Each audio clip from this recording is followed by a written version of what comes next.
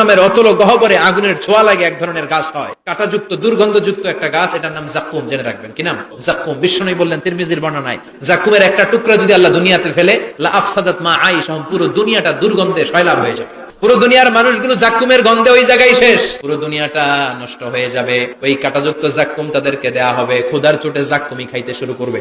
কাঁটাযুক্ত গরম দুর্গন্ধযুক্ত জাক্কুম গলার মাঝখানে কাঁটা বিঁধে যাবে, খেতেও পারবে না, গিলতেও পারবে না। এবার কয় পানি দাও।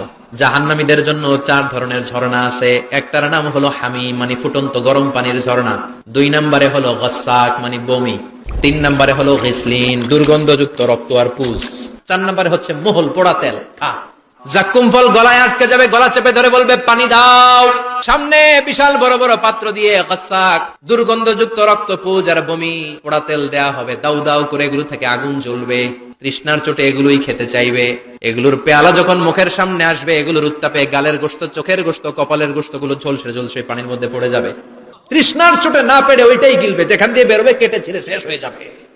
দিস ইজ জাহান্নাম। আমরা এই জাহান্নাম থেকে পানাহ চাই। চিল্লায় বলেন ঠিক কিনা?